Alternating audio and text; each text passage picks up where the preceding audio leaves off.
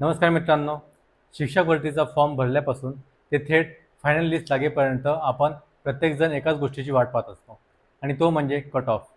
पण तुम्हाला माहीत आहे का एक गोष्ट, की भरती प्रक्रियेच्या अगदी शेवटच्या टप्प्यात एक अशी जादू होते ज्यामुळे अचानक कट ऑफ खाली येतो आणि वेटिंग लिस्टमधील अनेक मुलांचे सिलेक्शन होते. मी बोलतोय कन्व्हर्जन राऊंडबद्दल. जर तुम्ही स्पर्धा परीक्षेचे उमेदवार असाल तर हा व्हिडिओ तुमच्यासाठी गेम चेंजर ठरणार आहे.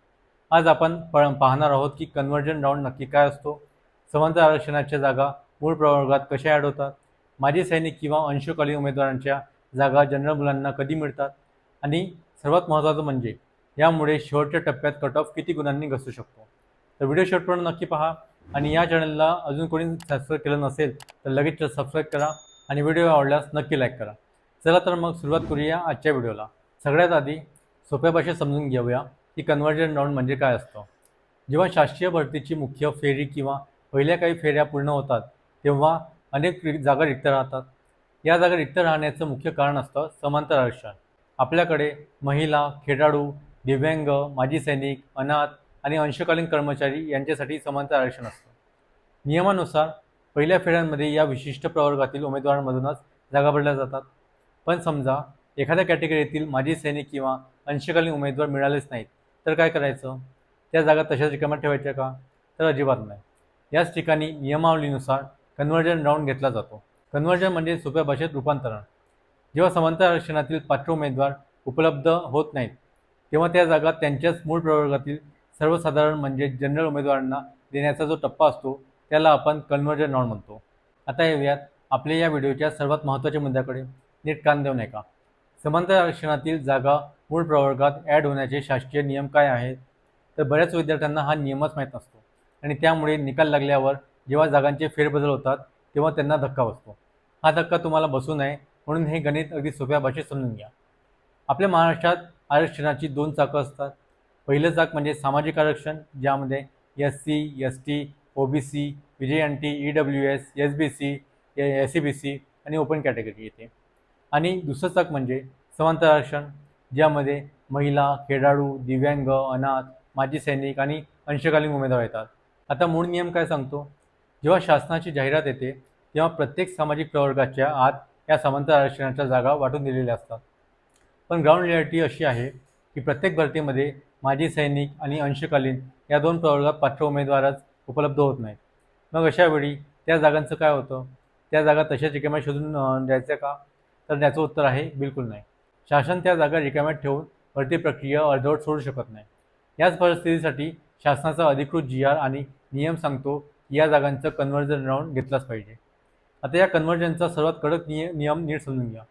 समांतर आरक्षणाची रिक्त राहिलेली जागा ही फक्त आणि फक्त त्याच मूळ सामाजिक प्रवर्गाच्या सर्वसाधारण म्हणजेच जनरल उमेदवाराला ॲड केली जाऊ शकते. याचा सोपा अर्थ काय? तर एक उदाहरण देऊन सांगतो. समजा OBC प्रवर्गामध्ये माजी सैनिकांच्या 10 जागा रिक्त आहेत. तर कन्व्हर्जनच्या नियमानुसार या 10 जागांवर दुसरा कोणताही प्रवर्ग दावा करू शकत नाही.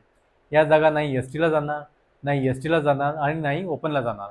आता या सर्व गोष्टीचा नियम क्रमांक 1 काय सांगतो? या जागांवर सर्वात आधी OBC मधील इतर समांतर आरक्षण जसे की OBC महिला किंवा OBC खेळाडू यांना संधी दिली जाईल. पण समजा इथेही उमेदवार उपलब्ध नसतील तर हे 10च्या 10 पैकी सर्व पदे थेट OBC सर्वसाधारण म्हणजेच OBC मधील मुलामुलींच्या हक्काच्या कोट्यात वर्ग केले जातात. हाच नियम ओपनच्या जागांसाठी लागू होतो. हाच नियम SC, ST, EWS च्या माजी सैनिक आणि अंशकालीन जागांना लागू होतो. या नियमाचा सर्वात मोठा स्ट्रॉंग परिणाम काय होतो? तर पहिल्या फेरीत ज्या OBC किंवा ओपन जनरलच्या मुलांना वाटत असतं की आपल्यासाठी जागा खूप कमी आहे, त्यांना या नियमामुळे शेवटच्या टप्प्यात अचानक बोनस जागा मिळतात.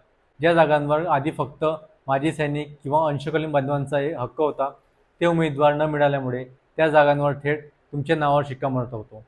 हा नियम म्हणजे शासन प्रशासनाचा एक असा मास्टर स्ट्रोक आहे जो जागा वाया जाऊ देत नाही आणि मूळ प्रवर्गातील गुणवंत विद्यार्थ्यांवर अन्यायसुद्धा होऊ देत नाही.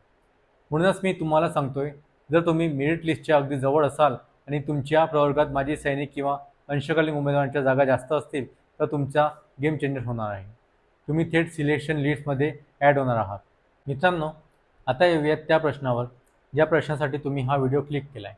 या कन्व्हर्जन राऊंडमुळे कट ऑफ नक्की किती गुणांनी खाली येऊ शकतो?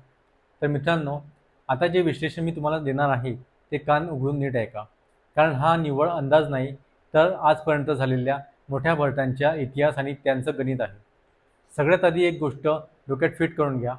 कन्व्हर्जन राऊंड हा कट ऑफवर होणारा साधासुद्धा परिणाम नाही, तर तो मेरिट लिस्टचा भूकंप असतो. जेव्हा माजी सैनिक आणि अंशकालीन प्रवर्गातील शेकडो जागा मुख्य प्रवर्गात म्हणजे जनरल कॅटेगरीमध्ये ॲड होतात, तेव्हा कट ऑफमध्ये केवळ पॉईंटचा फरक पडत नाही, तर अख्खेच्या अख्खे मार्क्स खाली घसरतात.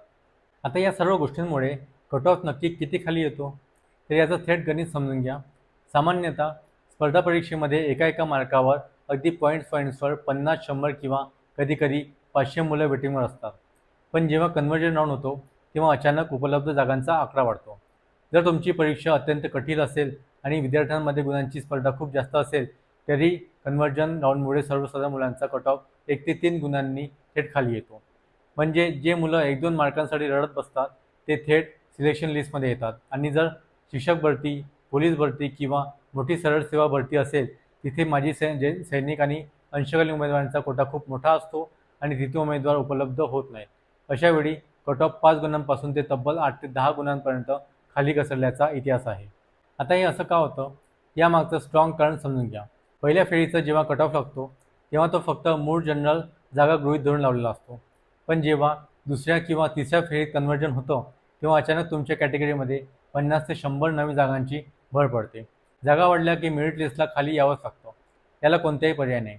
त्यामुळे ज्या विद्यार्थ्यांना पहिल्या लिस्टमध्ये नाव न आल्यामुळे असं वाटतंय की माझं स्वप्न संपलं, मी 2 मार्कांनी राहिलो किंवा मी 3 मार्कांनी राहिलो, मी त्यांना आज या व्हिडिओच्या माध्यमातून सांगतो की धीर सोडू नका. जर तुमच्या प्रवर्गात माजी सैनिक किंवा अंशकालीन जागा जास्त असतील, तर हा कन्व्हर्जन राऊंड तुमच्यासाठी आशेचा किरण नाही, तर थेट तुमच्या हातातील नियुक्तीपत्र आहे. तर मित्रांनो, हा होता कन्व्हर्जन राऊंड आणि त्यामुळे घसरणाऱ्या कट ऑफचा संपूर्ण गणिताचा लेखाजोखा. मात्र मला खात्री आहे की या व्हिडिओमुळे तुमच्या मनातील अनेक शंका दूर झाल्या असतील. तुम्हाला काय वाटतं, तुमच्या प्रवर्गात यावेळी कन्व्हर्जन राऊंडमुळे किती कट ऑफ खाली येऊ शकतो? तुमचे गुण किती आहेत मला खाली कमेंट करून नक्की सांगा. हा व्हिडिओ तुमच्या त्या सर्व मित्रांबरोबर शेअर करा जे अगदी 1 किंवा 2 मार्कांसाठी चिंतित आहेत.